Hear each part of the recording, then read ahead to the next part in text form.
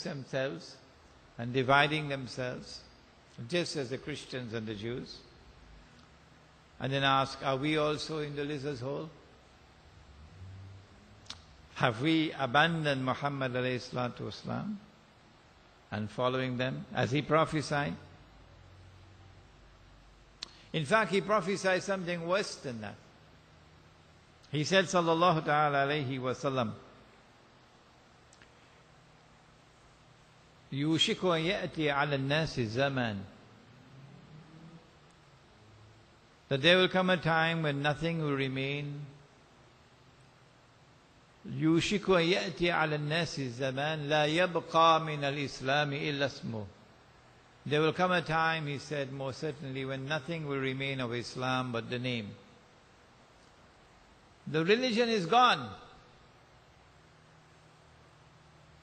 All that remains is this shell.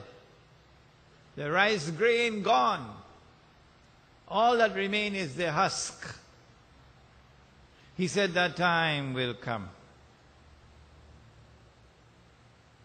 وَلَا يَبْقَى مِنَ الْقُرْآنِ إِلَّا رَسْمُهُ. And that time will certainly come when nothing will remain of the Quran except the pages that are mechanically read. Yes, but no one goes to the Quran for the guidance that it has. And therefore no one follows that guidance in the Quran. مَسَاجِدُهُمْ عَامِرَةٌ وَهِيَ خَرَابٌ مِنَ الْهُدَى. When that time comes when nothing remains of Islam but the name, and nothing remains of the Quran but the traces of the writing mechanically read. At that time, he said, the masajid will be grand structures. Long time was karat roof.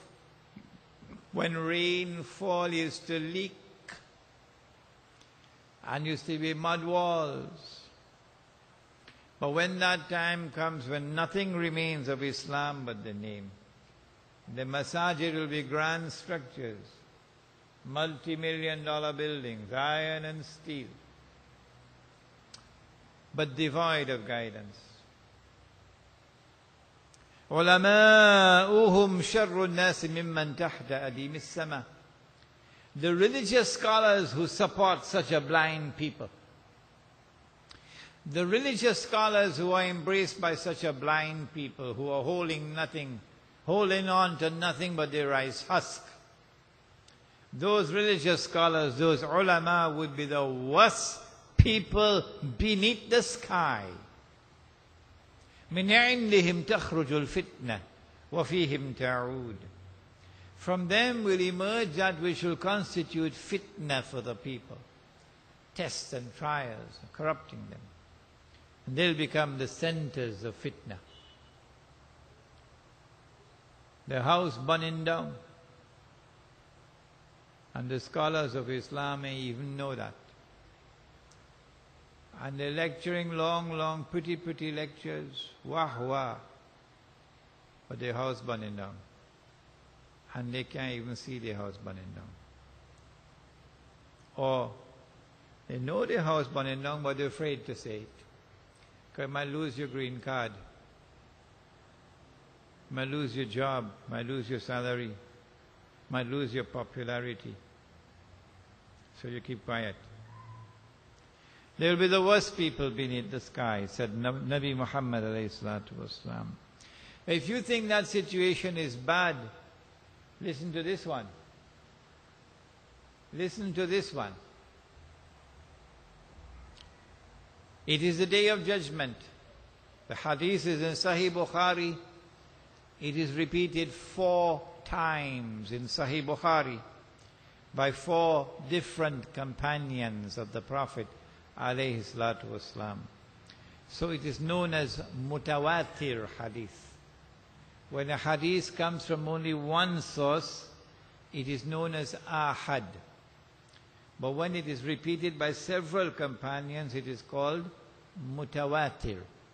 This is mutawatir. What is it? that on the last day, the day of judgment, Allah subhanahu wa ta'ala addresses Adam alayhi salam. And he says to Adam alayhi salam, take out or separate the people for the hellfire. And Adam alayhi salam asks, how many are they, O Allah? This is Sahih Bukhari, eh? How many are they, O Allah? And then Allah subhanahu wa ta'ala replies and he says, out of every 1,000, take 999 for the hellfire. Out of every 1,000, take 999 for the hellfire. The companions of the Prophet ﷺ were terrified. But then he smiled at them and he said, Bushra lakum, good news for you. The one for Jannah would be from you.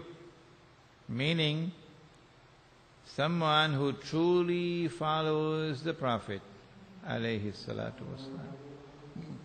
Someone who holds on to the Quran and Sunnah, regardless of the price he may have to pay. That one is for heaven. But then he went on to say that the 999 would all be the people of Gog and Magog. Oh,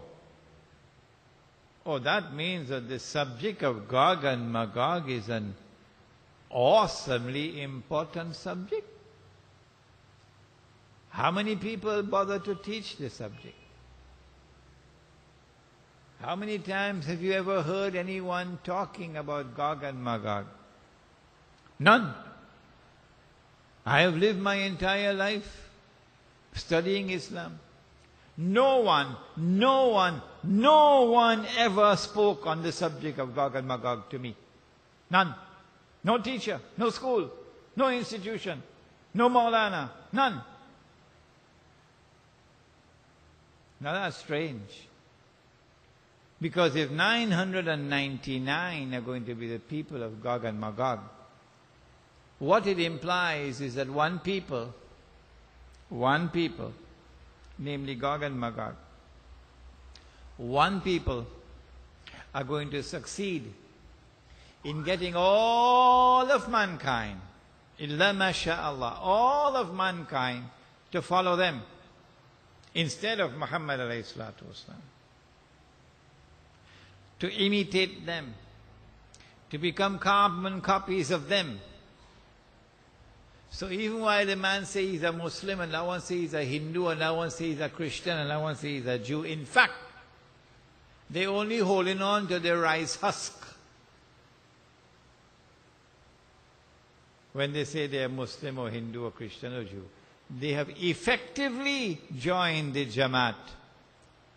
That is the global society, the universal society of a people called Gog and Magog. So this must be an awesomely important subject. And yet strangely, suspiciously, no one ever teaches it.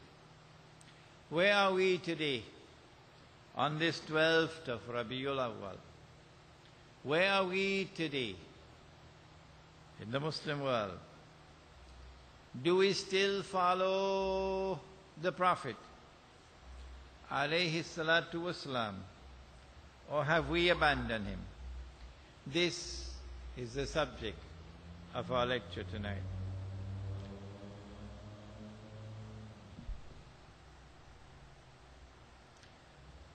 Let us begin with the very heart and substance of the Sunnah of the Prophet alayhi salatu wasalam. He, Nabi Muhammad alayhi salatu wasalam, followed his father Ibrahim. ثُمَّ أَوْحَيْنَا إِلَيْكَ, says the Quran. And then we revealed to thee, O Muhammad alayhi salatu wasalam, and ittabi' millata abikum Ibrahim, that you also must follow the religion